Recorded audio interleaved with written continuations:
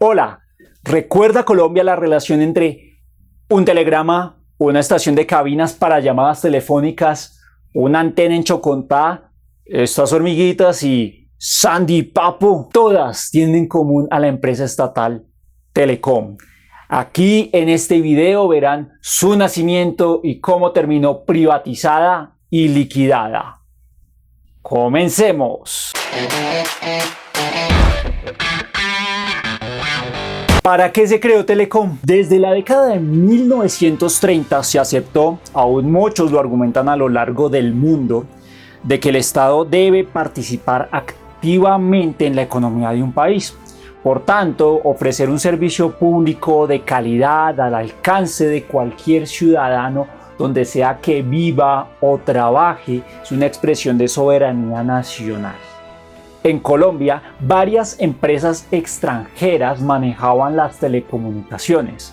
El gobierno liberal de López Pumarejo consideró que para acelerar el desarrollo económico del país y aumentar la cobertura debía nacionalizar todas esas empresas.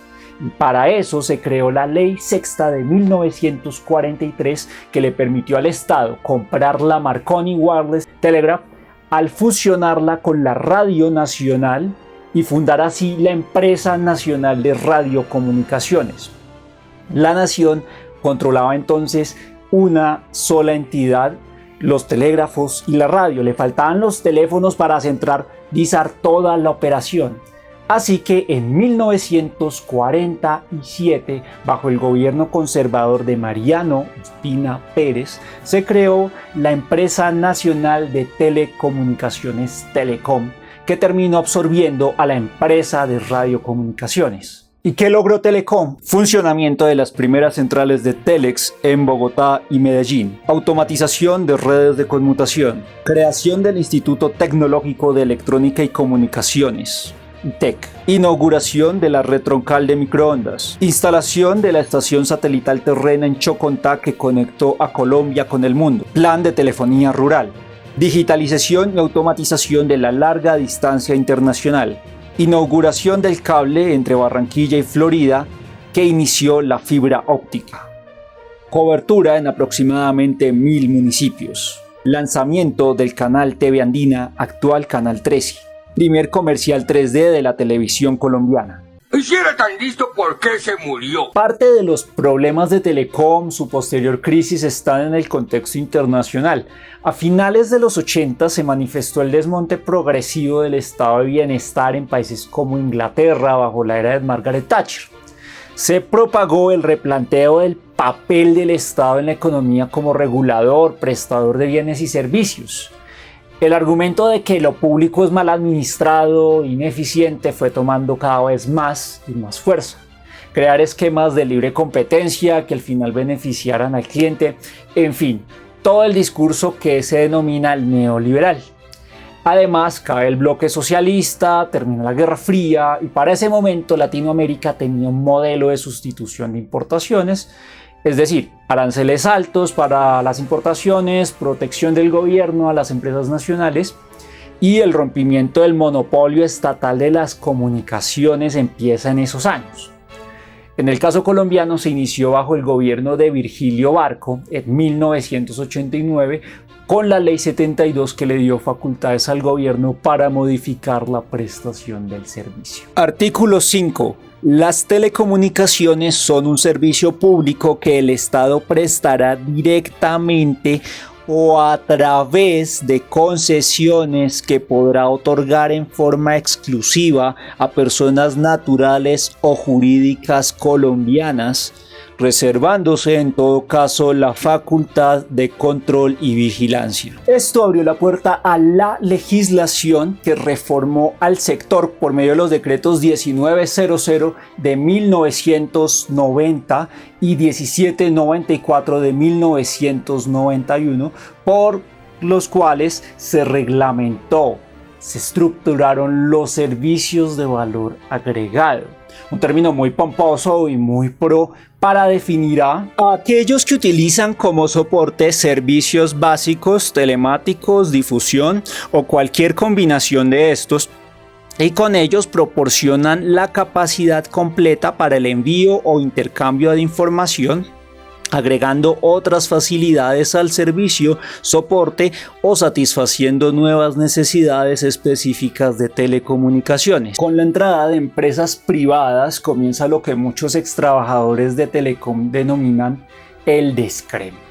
Un concepto que no aplica para los que toman leche deslactosada, pero sí se refiere a la actitud deliberada del gobierno colombiano de arrebatarle a la entidad su participación en el mercado, capacidad para enfrentar los retos tecnológicos de los años 90, como el internet y la telefonía celular. Y los trabajadores de Telecom, desde 1960, por medio de negociaciones, se acordó un régimen especial de pensiones en el que la jubilación se obtenía a los 20 años de servicio continuos o discontinuos en el sector, a cualquier edad.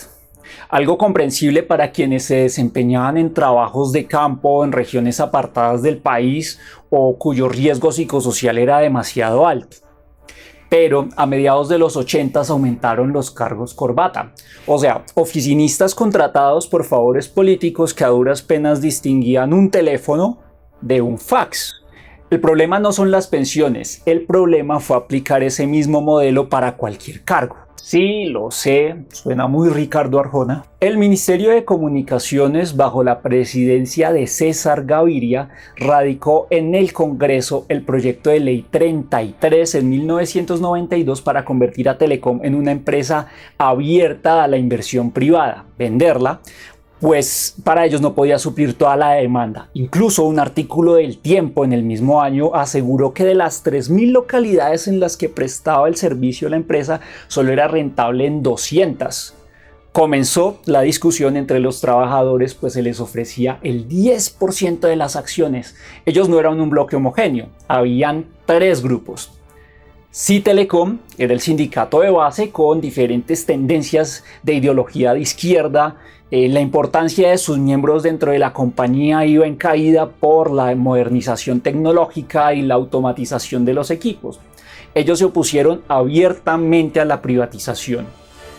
Acitel era otro, la Asociación de Profesionales, una agremiación clase media con pensamiento liberal o conservador en varios integrantes, se alineaban más con una idea de empresa de economía mixta. Y la ATT, Asociación de Técnicos, una mayoría de ellos formados en el ITEC, fuerte actitud nacionalista y no tan politizada. El gobierno no tomaba en serio las mesas de trabajo para discutir el proyecto de ley, así que los sindicatos se fueron a paro el 22 de abril del 92, al comprender que el proceso de apertura económica acabaría con sus empleos. Las actividades cesaron por 9 días. Para la época del relato, gran parte de la gente de la red del país había automatizado y la clave de los equipos estaba desde ese entonces en el software. Además, el sistema de centrales de conmutación estaba centralizado. Entonces Colombia quedó incomunicada.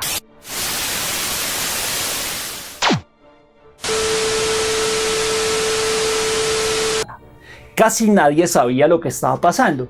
Muy pocos conocían la diferencia entre un código de programación, un sistema operativo y la carcasa. Y claro, eso desesperaba más al gobierno, que buscaba restaurar el servicio sin lograrlo. No les quedó de otra que negociar con los trabajadores, pero al mismo tiempo perseguir y presionar por medio de la DIJÍN y organismos de inteligencia a técnicos, ingenieros de la compañía. En pleno paro, la policía reportó que el jefe de conmutación, el ingeniero Joaquín Caicedo, se había suicidado en el barrio Sucre de Soacha al incinerarse con gasolina luego de bajarse de su Renault. Él sabía cómo recuperar los sistemas. Solo se sabe que salió desde su casa a la sede de Telecom y el diagnóstico de medicina legal señaló que Caicedo murió por insuficiencia respiratoria.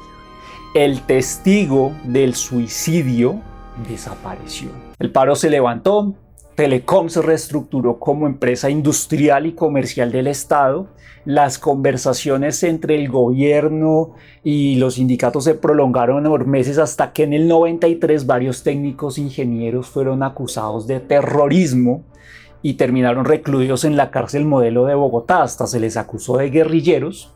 Pero la solidaridad nacional, marchas, el movimiento de los bingos por la libertad y la defensa del abogado Eduardo Umaña permitieron que el delito tipificado fuera el de perturbación de las telecomunicaciones, lo que permitió finalmente que fueran puestos en libertad. Y los directivos de Telecom, según el decreto 2123 de 1992, la junta directiva se integraba por el ministro de Comunicaciones, quien la presidirá, y 4 miembros más con sus respectivos suplentes designados por el presidente de la República de su libre nombramiento y remoción. En el 93 se promulgó la ley para reglamentar los contratos de asociación de riesgo compartido. Telecom se asoció con proveedores tecnológicos, acordaron en contratos las distribuciones de los ingresos y riesgos. En los convenios, Telecom aportaba su infraestructura, administraba las líneas y al final de la ejecución del contrato, la infraestructura instalada revertía a Telecom. Por otra parte, el asociado realizaba la inversión en nuevos equipos y redes y durante la ejecución del convenio recibía una participación en los ingresos. Normalmente el asociado recibía el 100% de los cargos de conexión y entre el 50-100% de los cargos por servicios. Telecom, en cambio, recibía en promedio el 15% de los cargos por servicio. Los acuerdos fueron pésimamente negociados por la gerencia de Telecom al basarse en un escenario optimista de ingresos, proyectados como pueden ver en esa línea fucsia, que al no cumplirse hizo que la empresa compensara al privado, a la empresa privada, en dinero mucho más de lo esperado, y eso desencadenó problemas judiciales que perjudicaron a Telecom económicamente cuando la acusaron por incumplimiento de contratos. En ese mismo año también se establecieron las condiciones para otorgar concesiones de telefonía móvil. En los inicios de Comcel, actualmente conocida como Claro, se permitió la participación accionaria de Telecom en esa empresa al poseer el 21.33%. Luego entraron otros socios allí y Telecom quedó con el 14.6% y la dirección de Telecom dejó de invertir. ¿Por qué lo hicieron si era la oportunidad de participar en un negocio prometedor? En el 94 la mayoría de los ingresos de la empresa provenían de larga distancia nacional e internacional, pero la telegrafía representaba el 27% de los costos y solo generaba el 1% de los ingresos. ¿Hubo alguna reacción de la gerencia? Mantener la telegrafía, el telex y los servicios especiales en los siguientes años con un margen de ganancia nefasto, esa línea roja que no valía la pena. El problema más discutido fueron los costos laborales. Desde 1963 la nómina fue de 10.000 empleados. Telecom asumió desde 1936 los compromisos salariales de las teleasociadas, empresas pequeñitas regionales de telecomunicaciones, cuando entraron en crisis y Telecom decidió invertir en ellas. Entre el 92 y el 2000 el pasivo pensional de Telecom creció una tasa anual promedio del 31%.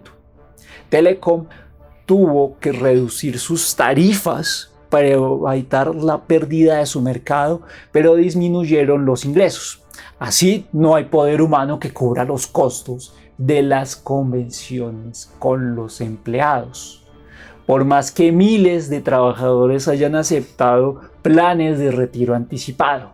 Entonces, la culpa es de los directivos por comprometerse a dar beneficios que no podían cumplir, o de los sindicatos por exigir más de la cuenta. Tiempos difíciles.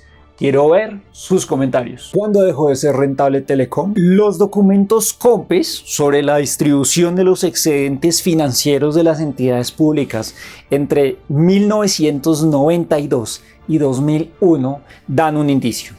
Telecom estuvo entre las principales empresas públicas que transferían recursos a la nación.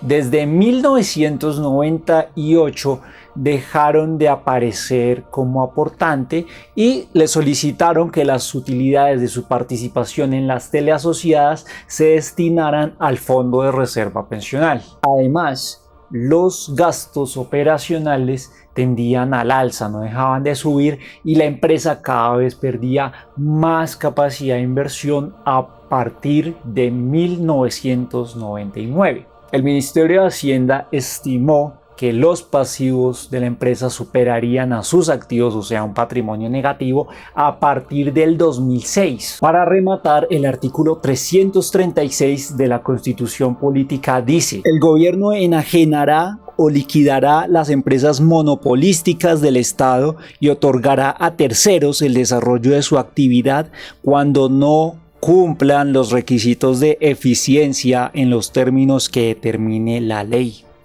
En cualquier caso, se respetarán los derechos adquiridos por los trabajadores. El 12 de junio del 2003, el gobierno de Álvaro Uribe Vélez ordenó la liquidación de Telecom por medio del decreto 1615.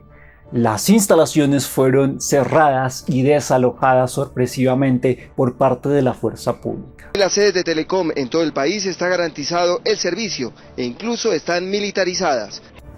La ministra de Comunicaciones, Marta Pinto de Hart, anunció en rueda de prensa el nacimiento de Colombia Telecomunicaciones S.A., empresa social del Estado. Posteriormente se convirtió en lo que hoy día conocemos como Movistar Colombia, filial de la multinacional española Telefónica. Las consecuencias de la privatización de Telecom son diversas.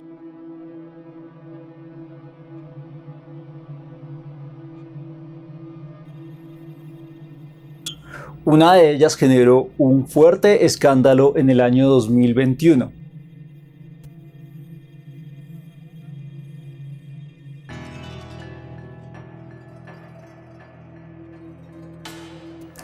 ¿Qué recuerdos tienen de Telecom? ¿Quieren que hable de otras empresas públicas, privatizadas, desaparecidas, liquidadas?